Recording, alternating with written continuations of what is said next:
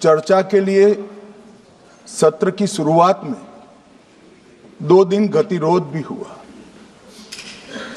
इससे एक प्रकार की गैर समझ, गलत धारणा जनता के बीच में पड़ी कि हम लोग ये चर्चा नहीं चाहते।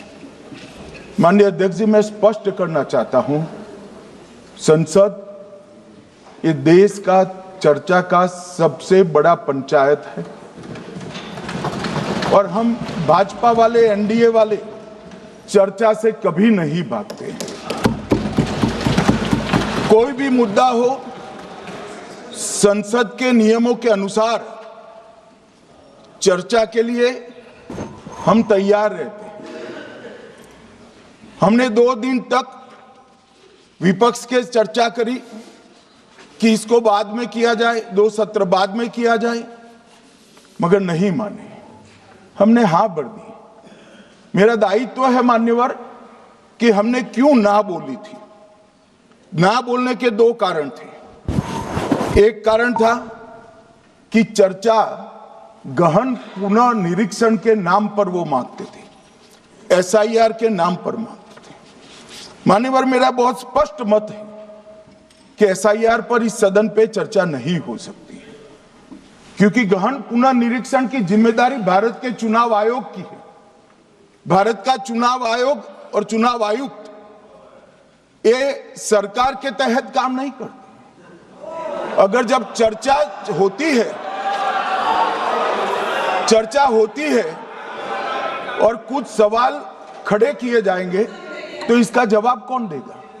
मान्यवर, जब उन्होंने कहा कि हम चुनाव सुधार पर चर्चा करने के लिए तैयार है, हम तुरंत मान गए और आज चुनाव सुधार पर ही चर्चा हुई।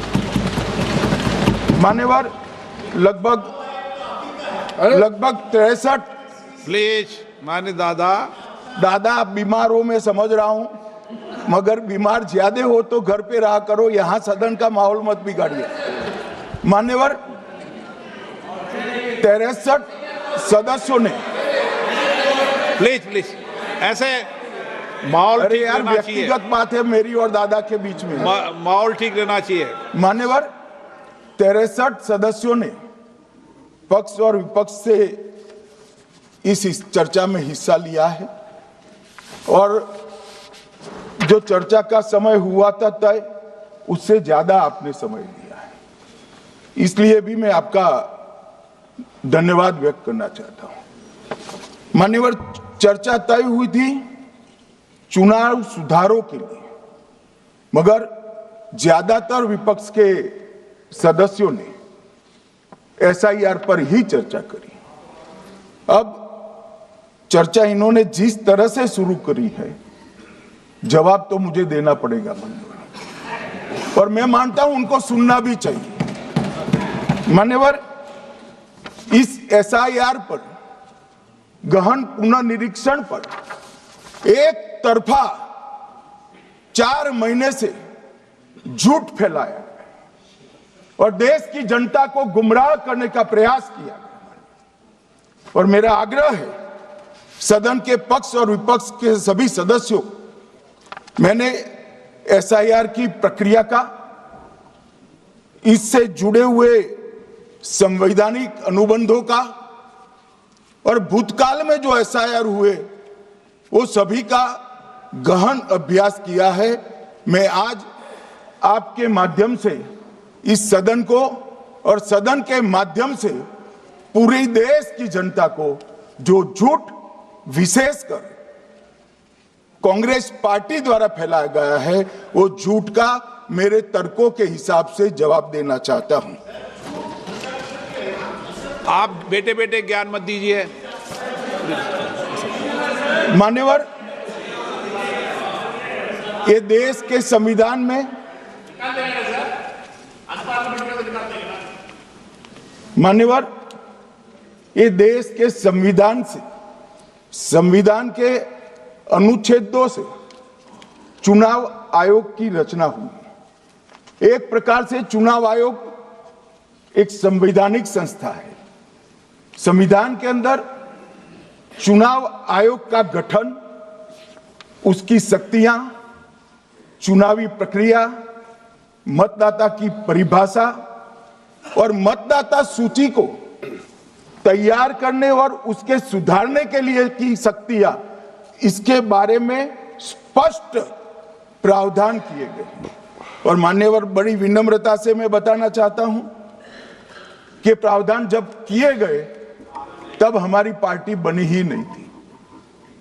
हमारी पार्टी के अलावे जो लोग हैं, इन लोगों ने संविधान सभा में चर्चा कर संविधान को बनाया था। इसलिए ये पूरी चुनाव की प्रक्रिया जो संविधान के अंदर व्याख्यायित की गई है और आज जो हो रहा है, ये दोनों के बीच में क्या अंतर है और आरोप क्या है, इसको मैं जवाब देना चाहता हूं। माननीय, फ्री एंड फेयर चुनाव कराने का हमारा संविधान ने जिम्मेदारी चुनाव आयोग की तय की। मतदाता सूची बनाने की और मतदाता सूची में सुधार करने की जिम्मेदारी भी चुनाव आयोग को दी।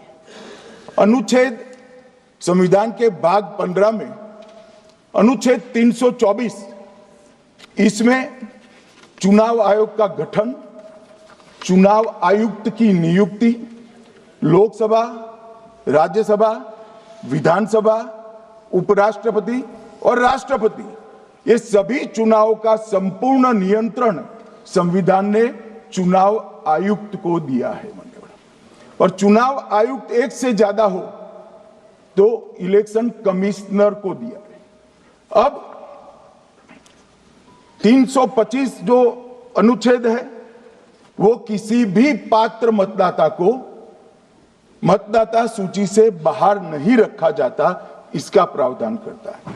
मगर 326 एक गहन पुनर्निरीक्षण के लिए, एसआईआर के लिए बहुत महत्वपूर्ण है। क्या है 326 मान्यवर? इन्होंने मतदाता की पात्रता, योग्यता और मतदाता होने की शर्तें आर्टिकल 326 में तय की है। और वो शर्तें क्या है? सबसे पहली शर्त है कि मतदाता भारत का नागरिक होना चाहिए, विदेशी नहीं होना चाहिए। ये सबसे पहली शर्त है। और ये कह रहे हैं कि चुनाव आयोग क्यों ये कर रहा है? भाई, इसका दायित्व है, इसलिए कर रहे हैं। दूसरी है 18 साल से ज्यादा आयु का व्यक्ति मतदाता बन सकता है। तीसरा, वैधता का निर्धारण मानसिक असमर्थता, अपराध और भ्रष्टाचार में संलिप्तता के लिए जो कानून ने समय समय पर तय किया है, इसके पर। तो ये 3 पात्रताओं के आधार पर भारत के मतदाता होने की बात तय होती है। और ये 3 चीजें किसने देखनी है मान्यवर? चुनाव आयुक्त को देखनी है। चीफ इलेक्शन इलेक्शन कमीशन मतलब चीफ इलेक्शन कमिश्नर और कमिश्नर्स ने देखनी है। और 327 में मतदाता सूची, सीमांकन, चुनाव संचालन और उसके लिए कानून बनाने की सिफारिश संसद को करने की सत्ता चुनाव आयोग को दी है। कल हमारे सदस्य मनीष तिवारी कहते थे गहन पुनर्निरीक्षण का इनको अधिकार ही नहीं है। आर्टिकल 327 पूर्ण अधिकार देता है कि मतदाता सूची इस व्याख्या के आधार पर बनाने का अधिकार चुनाव आयोग को है। मान्यवर, अब एसआईआर पर ही सवाल उठा दिए। मान्यवर, इन्होंने कहा कि एसआईआर आज क्यों हो रहा है। मैं इनको थोड़ा इतिहास और मान्यवर, एक नई फैशन हो गई है, इतिहास बताते हैं तो नाराज हो जाते हैं कि आप इतिहास मत बताइए। अरे भला, कोई भी प्रक्रिया, कोई भी देश, कोई भी समाज इतिहास को छोड़कर कैसे आगे बढ़ सकता है? इतिहास कोई भी समाज का महत्वपूर्ण अंग है।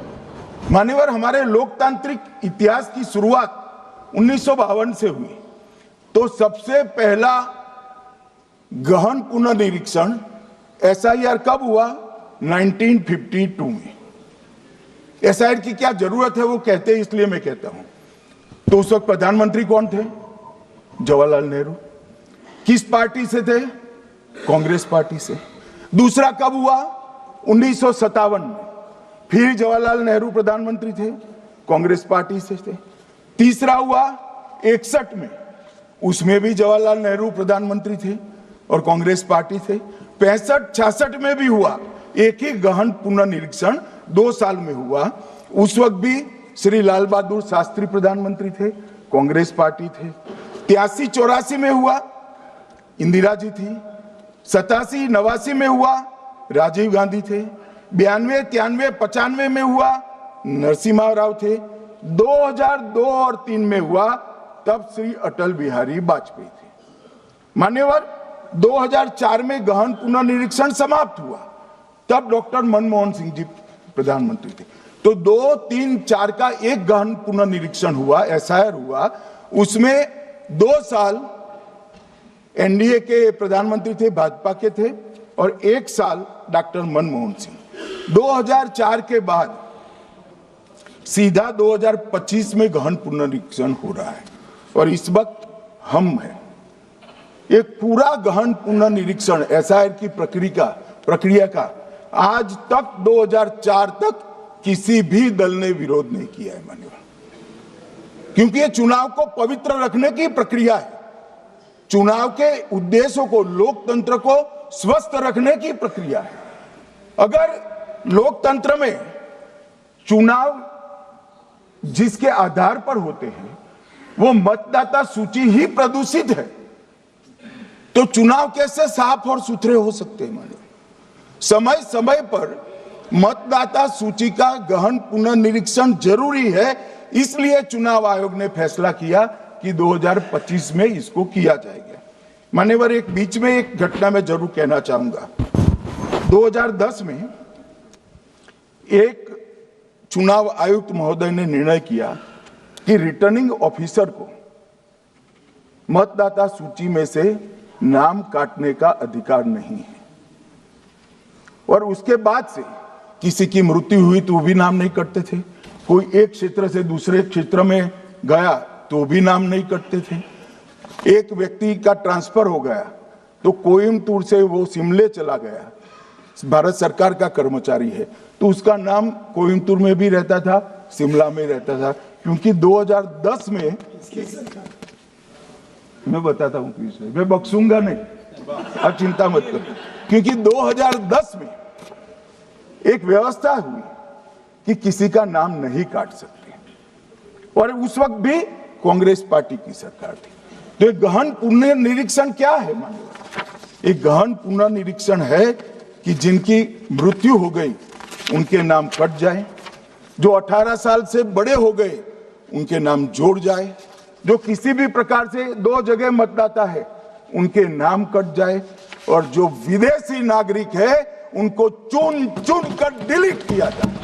ये गहन पुनर्निरीक्षण। और मैं आज इस मंच से, आपके माध्यम से इस सदन को और देश की जनता को कहना चाहता हूं, क्या कोई भी देश का लोकतंत्र सुरक्षित रह सकता है जब देश का प्रधानमंत्री और राज्य का मुख्यमंत्री कौन हो वो घुसपैठ ये तय करेंगे? मान्यवर, नहीं रह सकते। एक मतदाता का एक से ज्यादा जगह पर वोट होना चाहिए। मान्यवर, एक से ज्यादा जगह पर वोट होना चाहिए। जो लोगों का मृत्यु हो चुका है, मान्यवर, जिन लोगों का मृत्यु हो चुका है उनका वोट मतदाता सूची में होना चाहिए। मान्यवर, ये एसआईआर और कुछ नहीं है, मतदाता सूची का शुद्धिकरण है। मैं मानता हूं इससे कुछ दलों के राजनीतिक स्वार्थ आहत होते हैं। मुझे उन दलों के प्रति एक प्रकार से अनुकंपा भी है, क्योंकि देश के मतदाता तो वोट देते नहीं है, ये थोड़े विदेशी दे देते थे, वो भी चले जाएंगे। मगर मान्यवर, क्या हमने भारत के नाते निर्णय करना पड़ेगा कि इस देश की संसद को चुनने के लिए, राज्य की विधानसभा को चुनने के लिए विदेशी को वोट देने का अधिकार देना है या नहीं देना है। और मेरा मत है, मेरा विनम्र मत है मान्यवर, कि ये नहीं देना चाहिए।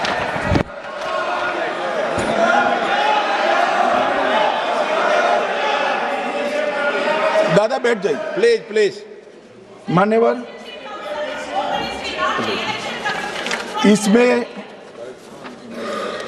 इसमें कानूनी स्थिति का प्रश्न नहीं है। अभी सांसद महोदया बोला कि इलेक्शन कमीशन का अधिकार नहीं है। लाल बाबू हुसैन 1995 में एक वाद हुआ मान्यवर, भारत की सर्वोच्च अदालत तक वो वाद पहुंचा। लाल बाबू हुसैन बनाम मतदाता रजिस्ट्रेशन ऑफिसर 1995 में इसका जजमेंट आया और उसमें अदालत ने स्पष्ट कहा, देश की सर्वोच्च अदालत ने कहा, मैं नहीं कह रहा, जहां मतदाता का नाम दर्ज किया जाना है वहां रिटर्निंग ऑफिसर ये सुनिश्चित कर सकता है कि आवेदक भारत का नागरिक है या नहीं है। ये लोग जो कहते हैं इलेक्शन कमीशन कैसे तय करेगा, ये इनकी ड्यूटी है और ये हमारा निर्णय नहीं है, भारत की सर्वोच्च अदालत का निर्णय है और हम सब भारत की सर्वोच्च अदालत के निर्णय से बंधे हुए हैं। किसी को भी अगर वेरीफाई करना है तो लाल बाबू हुसैन बनाम मतदाता रजिस्ट्रेशन ऑफिसर 1995 का जजमेंट निकालकर मान्यवर दे दे। मान्यवर, विपक्ष के नेता राहुल गांधी जी ने 5 नवंबर 2025 को एक प्रेस कॉन्फ्रेंस में परमाणु बम फोड़ा। अब वो परमाणु बम के अंदर उन्होंने कहा कि हरियाणा में एक ही घर में 501 वोट पड़ गए। चुनाव आयोग ने इतनी स्पष्टता करी कि हाउस नंबर 265 कोई छोटा मकान नहीं है और 1 एकड़ का पुश्तैनी प्लॉट में अनेक परिवार बस रहे हैं, मगर वहां हर परिवार के घर का नंबर नहीं दिया गया है, इसलिए सब जगह हाउस नंबर 501 दिया गया और एक परिवार की तो 3 पीढ़ियां साथ में रह सकती है। और पुराने नंबर से ही जब हरियाणा में कांग्रेस की सरकार चुनी गई तब से ये नंबर इसी तरह से चल रहा है। ये ना कोई फर्जी घर है ना फर्जी वोटर है। मान्यवर, वोट चोरी का नैरेटिव बनाने के लिए मान्यवर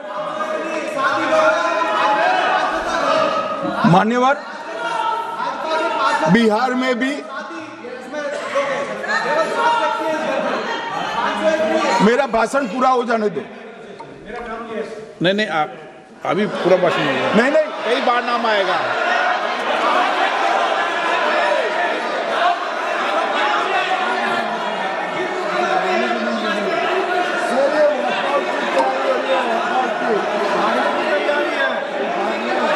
माननीय सदस्य,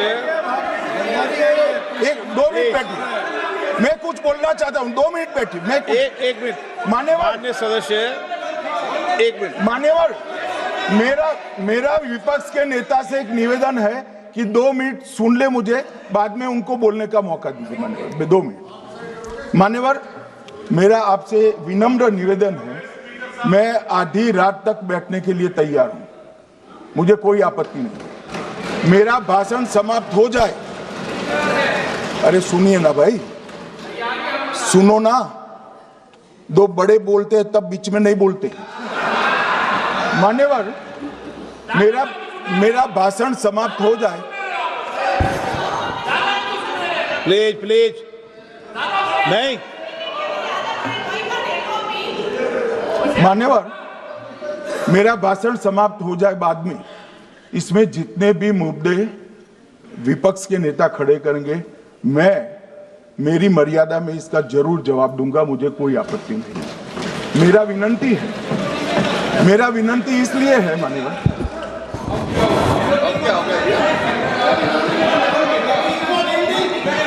एक मिनट, उनको पूरी बात करने दें। हाँ हाँ, मान्यवर, मेरा विनंती भी, मान्यवर, नो प्लीज डिबेट नहीं करते बेटे। मान्यवर, मेरा विनंती इसलिए है कि शायद वो जो मुद्दा खड़ा करना चाहते हैं उसका जवाब मेरे आगे भाषण में आ जाएगा तो मुद्दा ही नहीं बचेगा, इसलिए मैं कह रहा हूं मुझे पूरा सुन लिया जाए। मान्यवर, बिहार में एक मतदाता की उम्र 34 साल बताई गई, 34 साल की है, इसको 124 साल बताया गया। सच था कि इसमें उम्र 124 बार छपी थी। बाद में मिंता देवी जी ने खुद बताया कि उन्होंने ऑनलाइन आवेदन किया था और वो ऑनलाइन आवेदन करने में गलती हो गई, इसके कारण उम्र 124 बार साल छपी थी। अब इसके आधार पर मतदाता सूची पर प्रश्न कर दिए। सुबोध कुमार नवादा, प्रेस कॉन्फ्रेंस में कहा गया कि एक राजनीतिक दल के बीएलए है, इनका नाम कभी आया ही नहीं, वो भी सच नहीं निकला। रंजू देवी रोहतास, उनको कहा कि एक कार्यकर्ता, उन्होंने बाद में रंजू देवी जी ने स्टेटमेंट दिया, जबरन बुलाकर उनकी वोटर लिस्ट से नाम काट लिया गया, ऐसा आरोप हुआ। तो रंजू देवी ने यही कहा कि कांग्रेस के कार्यकर्ताओं को कहने पर मैंने गलत जानकारी दी थी। मान्यवर, ये जो प्रेस कॉन्फ्रेंस हुई और उसने जिस प्रकार का देश में माहौल बनाया, चलो ये तो मैंने आरोप जो लगाए थे और सत्य क्या है कहा, मगर मैं विपक्ष के नेता ने जो प्रेस कॉन्फ्रेंस में कहा कि मतदाता सूची ठीक नहीं है, इसको सुधार करना चाहिए, तो भाई गहन पुनर्निरीक्षण क्या है, एसआईआर क्या है, मतदाता सूची का सुधार करने की प्रक्रिया है, और वो कर रहे हैं तो भी विरोध कर रहे हैं, पुरानी मतदाता सूची कर रहे हैं तो भी विरोध कर रहे हैं। भाई मतदाता सूची पुरानी हो या नहीं, आपका हारना तय है, ये मतदाता सूची से नहीं होता। मान्यवर, उन्होंने कहा, अपने लॉजिक के समर्थन में कहा कि भारतीय जनता पार्टी को कभी एंटी इनकम्बेंसी का सामना नहीं करना पड़ता। मान्यवर, एंटी इनकम्बेंसी इनके खिलाफ होती है जो जनहित के विरुद्ध काम करे। ये बात सही है कि भाजपा को एंटी इनकम्बेंसी का फायदा विरोध बहुत कम करना पड़ता है। हमारी सरकारें बार बार चुनकर आती हैं, चाहे राज्य में है या केंद्र में, परंतु ऐसा नहीं है कि हम 2014 के बाद एक भी चुनाव नहीं हारे। छत्तीसगढ़ में 18 में हारे, राजस्थान में 18 में हारे, मध्य प्रदेश में 18 में हारे, कर्नाटक में भी 14 के बाद हारे, तेलंगाना में हम जीत नहीं पाए, चेन्नई में हम जीत नहीं पाए, बंगाल में भी हम हारे। भाई तो तब तो ये मतदाता सूची बहुत अच्छी होती है, टब से नए कपड़े पहनकर आप शपथ ले लेते हो। उस वक्त मतदाता सूची का विरोध नहीं करते हो, और जब मुंह की पटखनी पड़ती है बिहार की तरह, तब मतदाता सूची का विरोध करते हो। माननीय मेरे दोहरे मापदंड नहीं चलेंगे लोकतंत्र में।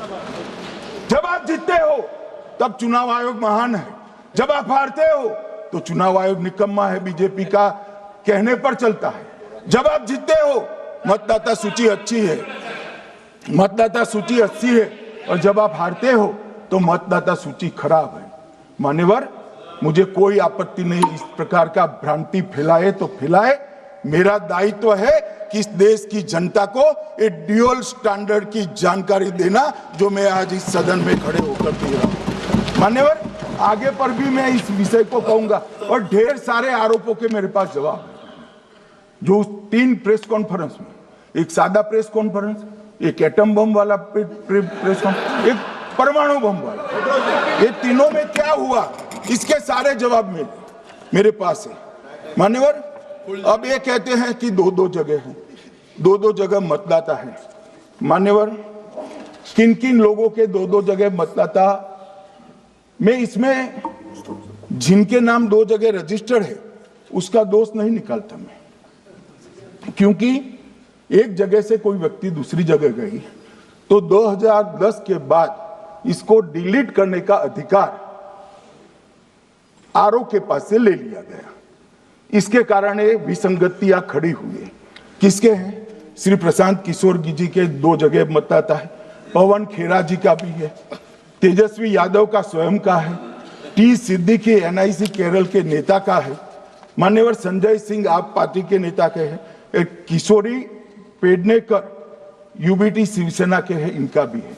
मान्यवर सामान्य गलतियां हैं, क्योंकि एक नियम आ गया जिसका जब वोट काटने का जिसका अधिकार है उसको रोक लिया गया, तो आरओ वोट काट नहीं सकता था, इसलिए 2 जगह रह गया। अब वो ही एक गहन पुनर्निरीक्षण से सुधरना है, मगर आप गहन पुनर्निरीक्षण को वोट चोरी कह रहे हो। मान्यवर, वोट चोरी किसको कहते हैं वो मैं बताना चाहता हूं, और हमारे यहां कुछ परिवार ऐसे हैं जो पूछते नहीं वोट चोरी करते। अच्छा बोलिए आप। हाँ बोले आप बोले। हाँ बोले आप बोले। स्पीकर सर, मेरा कल एक सवाल था जो हिंदुस्तान के इतिहास में पहली बार डिसीजन लिया गया कि इलेक्शन कमिश्नर्स को फुल फुल इम्यूनिटी दी जाएगी। ठीक है, ये है ना, इसका जवाब इसका पीछ मैं खत्म नहीं किया सर। इसके पीछे जो थिंकिंग थी वो हमें सबसे पहले बताएं। ठीक है। दूसरी बात, नहीं हरियाणा की जहां इन्होंने बात की, इन्होंने एक उदाहरण लिया, वहां पर अनेक उदाहरण हैं। वो भी आपने दिया था ना, 19 वो भी आपने दिया था, इसलिए दिया वो भी। 19 लाख वहां पे फेक लोग, वो उदाहरण आपने दिया था, इसलिए उसका जवाब दिया। और ये भी हमें बता दीजिए, actually let us have a debate on my press conference. Let us go, let us have very good idea, let us have a debate on the press conferences. Amit Shah ji, I challenge you to have a debate on the 3 press conferences. Please ठीक है, बैठ जाइए माननीय, please माननीय, आपने बात की थी, ये डिबेट ही तो चल रही है। उत्तर प्रदेश में और हरियाणा में दोनों चुनाव में वोट कैसे दे रहे हैं? प्लीज ये भी जवाब दे दीजिए। माननीय गृहमंत्री जी। मान्यवर, पहली बात मैं स्पष्ट करना चाहता हूं, मैं 30 साल से विधानसभा और संसद में जनप्रतिनिधि के रूप में चुनकर आता हूं। मुझे लंबा अनुभव है संसदीय प्रणाली का। विपक्ष के नेता महोदय कहते हैं कि पहले मेरी बात का आप जवाब दीजिए, मैं सुनना चाहता हूं। आपकी मुनसफी से संसद नहीं चलेगी, मेरे आप बोलने का क्रम मैं तय करूंगा, इस तरह से नहीं चलेगी संसद। मान्यवर, उनको धैर्य रखना चाहिए, मेरा जवाब सुनने का। इनकी एक एक बात का जवाब मैं दूंगा, मगर मेरे भाषण का क्रम वो तय नहीं कर सकते, मैं करूंगा, क्योंकि मैं बोल रहा हूं।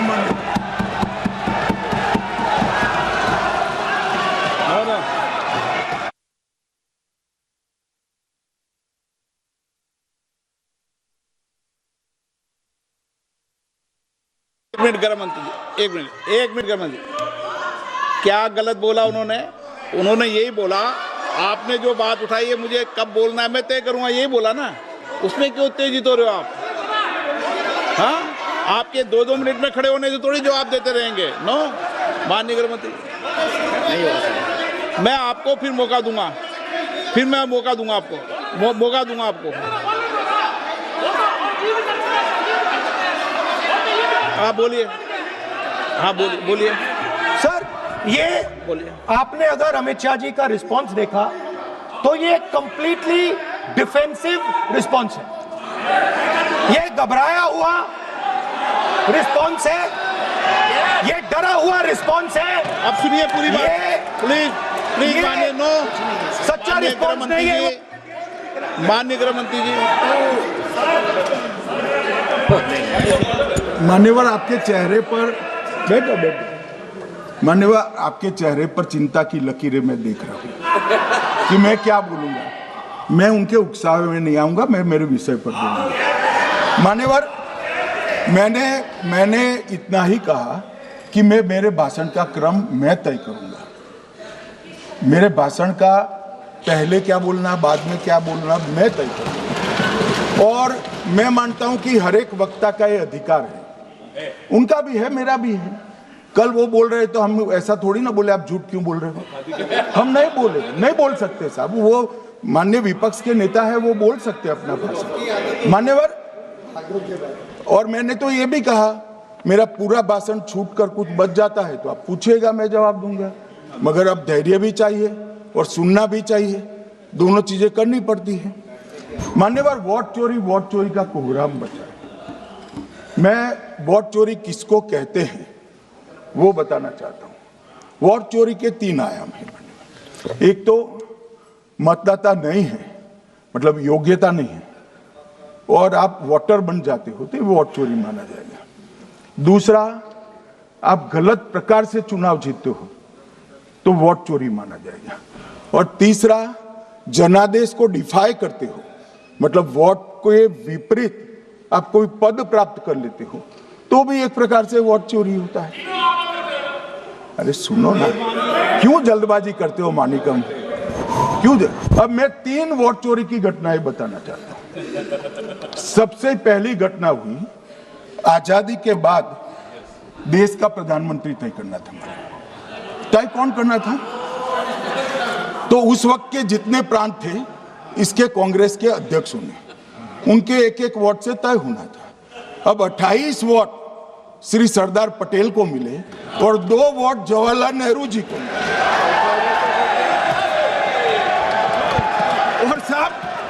और साहब प्रधानमंत्री जवाहरलाल जी बने। मान्यवर,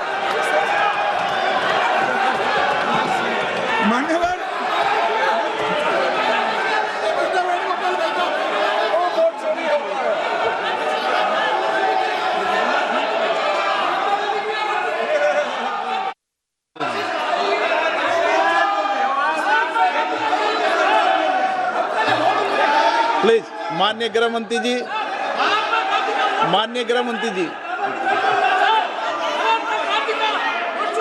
प्लीज।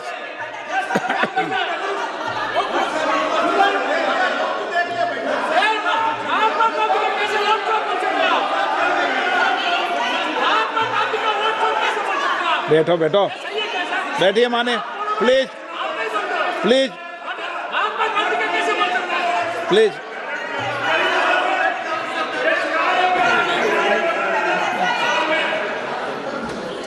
मान्यवर, दूसरी, प्लीज बैठिए बैठिए माननीय सदस्य, प्लीज, हर बार नहीं उठते, बैठिए।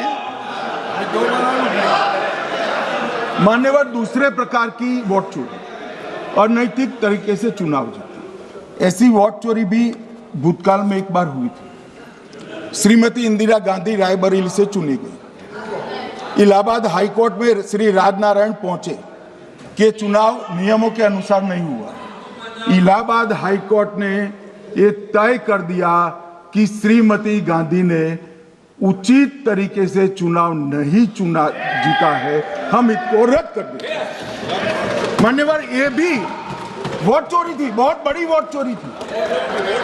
और उसके बाद में क्या हुआ? उसके बाद में वो वोट चोरी को ढकने के लिए संसद में कानून लाया गया कि प्रधानमंत्री के खिलाफ कोई केस ही नहीं हो सकता। मैं विपक्ष के नेता को कहना चाहता हूं, इम्यूनिटी की बात आप चुनाव आयोग की पूछ रहे हैं, इसका तो मैं जवाब दूंगा, इम्यूनिटी का। मगर ये इम्यूनिटी जो श्रीमती गांधी ने दी थी, इसके लिए आपका क्या कहना है? और उन्होंने तो स्वयं के लिए ले ली, उनका आरोप है। प्लीज, ऐसे नहीं चलता मान्यवर, आप जब बोले, जब 5-5 मिनट उठेंगे क्या? ये मान्यवर, उनका आरोप है। आप भी बोले नौ गलत, 1-1 मिनट में सदस्य नहीं उठेगा ना। मान्यवर, उनका आरोप है कि सरकार ने बनाया तो लोकतंत्र ने बनाया, तो जो समय का केस था वो बताया है, आगे का तो बताया। मोदी जी को भी सब लोगों ने प्रधानमंत्री बनाया है भाई, आपकी कृपा से नहीं बने हैं। मान्यवर